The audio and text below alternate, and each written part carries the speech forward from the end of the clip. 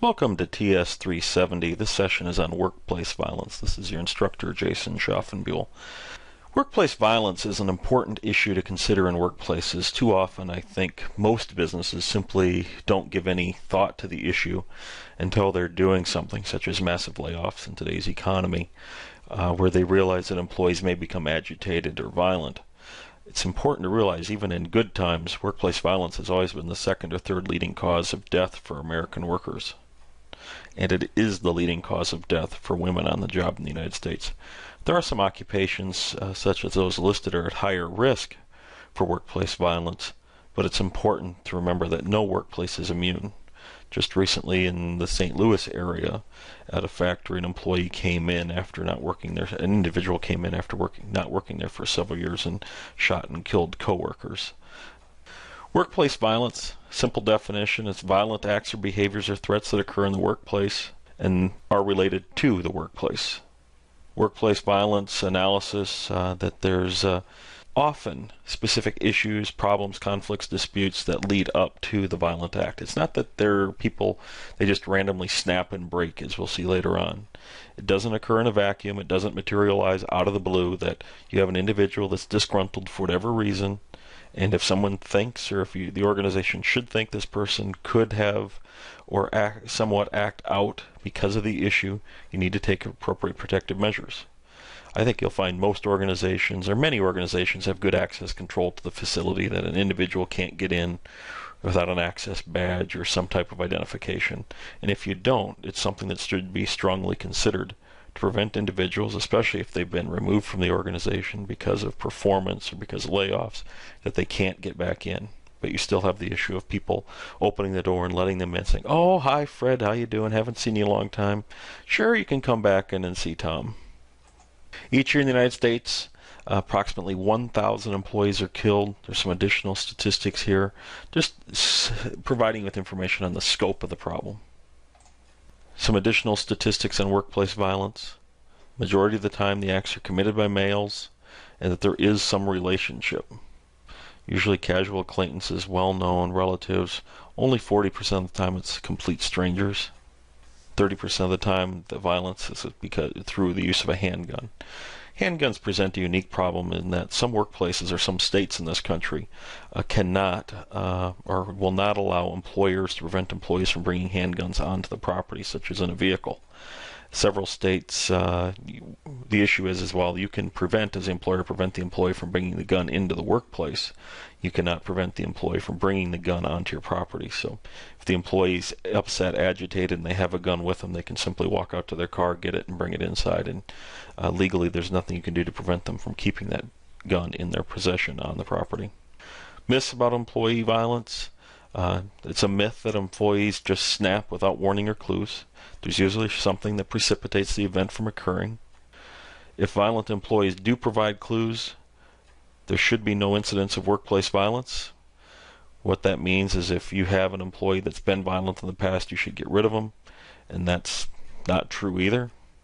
If you have an employee that does present clues, then you need to make sure that you take corrective actions to control those, get them assistance, get them out of the organization until that they can demonstrate positive behaviors. And there's also the myth that people have to be, it's their last straw when they commit workplace violence, and that may not be the case. This may just be the one thing that pushed them over the edge and they've decided to take out their behaviors in the workplace. Some common warning signs of potential for workplace violence. These are all good indicators. Acts of inappropriate and aggressive behavior, drug or alcohol abuse, extreme changes in the person's behavior. If they've gone from being a mild-mannered, meek person to all of a sudden they're aggressive towards employer or co-workers, it's something that should be watched out for. Numerous conflicts with supervisors or other employees. Statements indicating the person's desperate, such as, "I'm going to come back here and kill everyone," would be a very clear indicator that there is a potential for violence and corrective actions need to be taken. Or if the individual has a history of violent behavior, again, this goes to making sure you do a background check on your employees and make sure they don't have violent pasts. Additional signs of violence, potential for violence in the workplace. If an individual makes a comment that they think violence is a good way to resolve issues, that's a concern. If an individual says, hey, last week, or if an individual says, I think I'm going to go postal, that's a good way to deal with with their issues. That's a concern as well. If they have a fascination with weapons, you do have to be careful with this one. Some people do have weapons and they collect weapons, but if the fascination of weapons or discussion of weapons is using them towards people, that's a significant concern.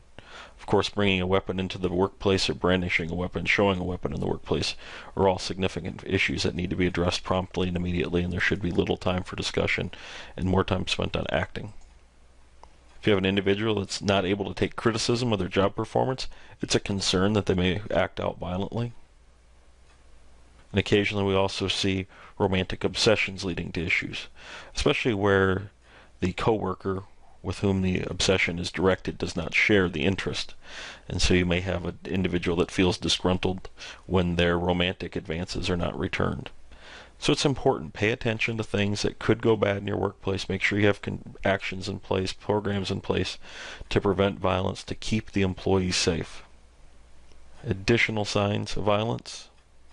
There are some organizational factors that contribute to workplace violence. Managerial style can be a factor. If you have a dictator, if you have a supervisor, a manager that tells people what to do, doesn't seek their input, but specifically dictates how the organization or how the employee is going to behave, you could have an employee under that individual just feel repressed by management.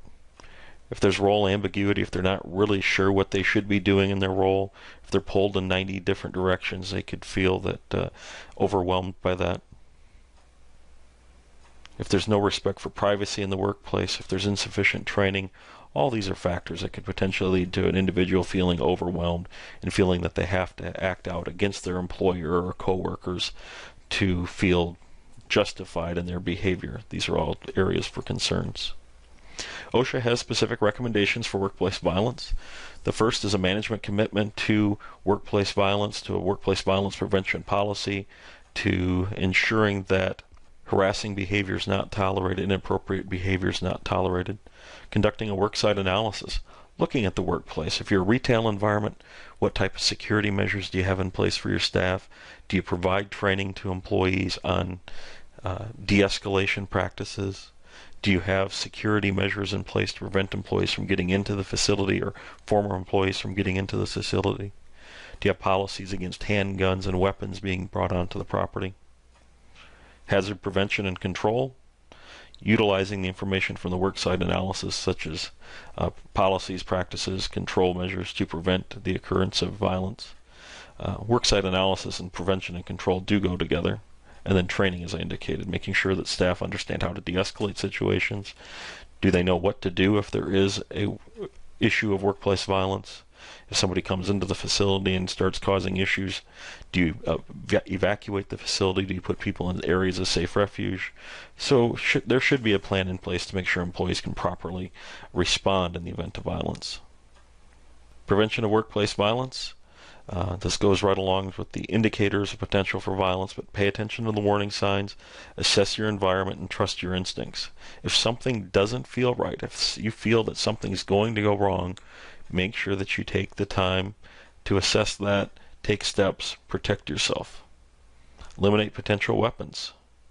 Know your violence response procedures, as I indicated before, and then promote respect and tolerance in the workplace so that people do not want to attack or injure each other. It's always important. Any organization, no matter what your industry is, you're always going to deal with people that feel put off or disgruntled. It's the nature of society. There are some organizations that have more likelihood of doing that. But no matter what the organization is, you should have guidelines for resolving conflict. What are the steps to address disagreements and to resolve them? As I said before, you want to provide employees with conflict resolution or de-escalation training. It teaches them how to bring an individual down from an escalated condition, hopefully to prevent a violent outburst, how to redirect that individual. And then, of course, last but not least, everybody needs to lead by example and not letting their feelings of frustration and anger get the best of them in the workplace. Here's some what steps of what you should do if you're confronted with a weapon.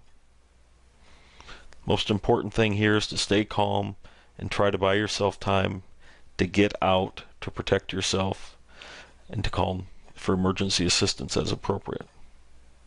If somebody brandishes a weapon in the workplace, you want to make sure you stay low, stay quiet, and stay still.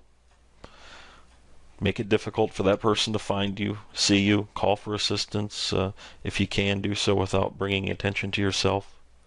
And if there is a chance to escape, then don't hesitate and take advantage of that. You want to get out of the environment, you want to get out of the situation.